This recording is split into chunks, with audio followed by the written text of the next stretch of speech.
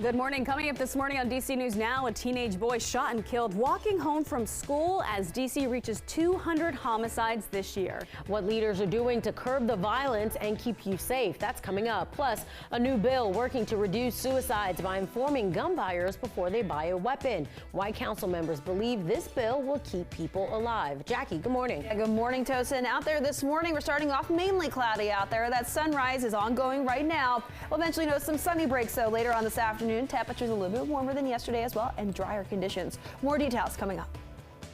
And also coming up this morning, growing concerns over a potential government shutdown as the government is set to run out of money this week. A look at what the shutdown would mean for people around the DMV. The station covering all of the DMV. This is DC News Now. All right, good morning. It is 7 o'clock now on a Wednesday morning. Starting off with a live look outside from Annapolis. It's a little breezy out there. You can see the flag blowing in the wind, but overall, it's going to be a much nicer day than it was yesterday. Good morning, and thanks for starting your day with us. I'm Tanaya Wright. Good morning. I'm Tosin Fakile in for Corey James this morning. Shanika is tracking your commute. The roads are getting busy this morning, but of course, let's get to Jackie to begin the day. It is a very nice fall day. If kids are getting ready to go to school bus, you just need that jacket, but no rain jacket today. Yeah, no rain jacket. We are drier out there for the day today. We're not tracking the patchy drizzle or mist that we did see yesterday, which is good news there. However, we are tracking the cloudy skies. Later on this afternoon, we will see some sunny breaks, but like I mentioned, we're seeing those dry conditions right now. However, we do have some coastal flood advisories to talk about. That's mainly for DC, northernmost parts of Virginia, and even down towards Charles County and right along the immediate coastline there. But there's also that coastal flood warning. That's for St. Mary's County. That's where we could see the better chance for a little bit more of that splash over right around high tide later on today. So let's keep that in mind in those areas. Wind speed picking up mainly out of the north-northeast, 3 to even close to 10 miles per hour, sustained winds, making it feel a little bit cooler than these actual air temperatures. We're starting off in the 50s to low 60s. We are upper 50s in DC, low 60s in Annapolis and Lexington Park. Through the day today, some sunny breaks. Now we'll allow those temperatures to warm back up, upper 60s. I'll have more details. We'll get towards the rest of that 7-day in just a couple of minutes. But Shanika's here with the all-important look at those roadways. How's traffic at this hour? All right, you got delays. You're in the 7 o'clock hour. As expected, you are seeing some problems out there, and this is the Capital Beltway topside throughout Montgomery County. Now, you're just slow because of volume, but we do have some issues. So I'm going to take you around our region. Here's DC 295 heading southbound just past Kenilworth Avenue. You will find a crash there, and it is slowing things down. You're seeing heavy delays in that area. We're still dealing with a road closure off of Prince William Parkway in Wellington, so do keep that in mind because of an earlier crash. All right, Shanika, thank you. It is 7:02 and the district reaches a grim milestone, surpassing 200 homicides so far this year. This comes as a teenager was just shot and killed outside of a high school in D.C. yesterday afternoon. Our Liberty Zabala is live outside of Dunbar High School with why parents say this needs to stop. Liberty, good morning. Well, many parents and students here are fed up with the violence, now claiming one of their own. Now, police say a teenager was walking home from school, approached an intersection and started talking to a group. Then someone from that group shot him. Now, clothing on the sidewalk and crime tape mark the spot where police say the teenager was gunned down. Metropolitan Police say the teenager was walking near the intersection of P Street and New Jersey Avenue Northwest just before 4 p.m. yesterday afternoon. They say he started talking to a group, then someone from that group pulled out a gun and fired at the teen multiple times. Dunbar High School principal says she is devastated and wants to support everyone through this time. Parents say they are fed up with the violence and want to see preventative policing. The acting police chief, Pamela Smith, expressed her frustration too. She noted how just an hour later, another man was killed on Savannah Street Southeast. She said he was caught in the crossfire of a shooting between two cars. She says the total homicides so far this year in D.C. have now reached 209. We are sick and tired of the gun violence in this city. We need to have family members, parents, brothers, sisters really come forward and share with us these things that are happening specifically related to guns. And the DC Police Union also noted how this is the first time since 2002 to 2004 that DC has seen more than 200 homicides 3 years in a row. For now, in Northwest DC, Liberty Zabala, DC News Now. Thank you, Liberty. Meantime, Acting Chief Pamela Smith is set to answer questions at a public roundtable today ahead of her confirmation as the district's top cop. Now, that is expected to start at 11 o'clock this morning. You can watch it online, and we will have a link to that live stream on our website, dcnewsnow.com. And with just a month into the new school year, Prince George's County leaders held a meeting yesterday to address safety concerns at schools. That's right. The move comes after a 16-year-old was shot and killed walking home just a few feet away from her high school. And last week, a student was found with a loaded gun at a different high school. Now, since those incidents, the school district has implemented new changes, like requiring students to use clear backpacks and installing metal detectors in some schools. However, some parents say the security enhancements aren't happening fast enough, and they're hoping for better mental health resources.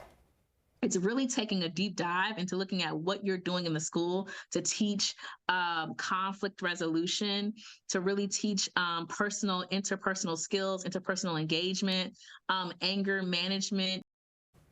The school district says it started training teachers to teach social and emotional learning lessons. And Catholic University also increasing security after several violent incidents on and near campus this year. Yesterday, the university announced it is creating a new Office of Emergency Management. The university says the goal is to strengthen safety and security around campus. The office will coordinate emergency planning and offer safety training for students and staff. Renaud D. Scott II will serve as the program director of emergency response planning. He previously held a leadership position at D.C. Homeland Security. And new this morning, Montgomery County Council is working to prevent suicides with new legislation aimed at gun safety. And now Lex Juarez is live outside of the council building in Rockville. So Lex, tell us, what do people need to know this morning? Right, well, this new legislation would change the way it looks at buying a gun in the county, and that's because it's going to add an emphasis on education, not only on gun safety, but also on mental health and conflict resolution. Now, this bill is called the SAFE Act, It changes the current law regarding education about mental health and firearms. It would require DHHS to put together literature about gun safety, suicide prevention, and conflict resolution. Gun shops would then be required to put out that educational material on display in their shops and also make sure that they give that material to buyers. Now, finally, the bill also would give DHHS the power to enforce that new rule, making sure that gun shops are giving out that educational material. Council President Evan Glass actually introduced the bill. He said in part, quote, "The goal of this bill is to reduce self-harm by providing potentially life-saving information when someone is considering purchasing firearms or ammunition." Now, this bill coming before council and the county as we are in the middle of National Suicide Prevention Awareness Month. 7 council members co-sponsored this bill with Council President Glass. In Rockville, I'm Lex Juarez, DC News Now. All right, Lex, thank you for that report. Meantime, in Virginia, Fairfax County is rolling out its new Public Safety Wellness Center this week as part of the county's suicide prevention program. The new center's focus is to provide mental health resources like group therapy and workshops for first responders in that county. And back here in the district, Metro is facing a budget crisis with potentially serious side effects if not solved. The agency says it's heading to a $1 billion deficit for fiscal year 2025. Now, leaders met Monday to discuss the shortfall. They're warning of potential layoffs as a solution and cuts to service that would eliminate as much as 67% of Metro bus and rail service. And happening now, College Park is now the 3rd city in the U.S. to test out Election Guard. Now, this is a software developed by Microsoft that aims to make voting more secure, transparent, and accessible. And College Park residents this week will get the chance to see how this new tool will keep their votes safer before the November elections. Our Annalisa Gale has a preview. New in Tech Talk, College Park is only the 3rd city in the nation to test out Election Guard, which was developed by Microsoft. This week, residents will have a chance to get up close and personal with the new tool. It's the the intent is to kind of increase trust, confidence, and participation in election outcomes. Since 2020, Microsoft has been testing Election Guard, first in cities like Wisconsin and Idaho, and now in College Park, Maryland. It's a project under Microsoft's Democracy Forward program.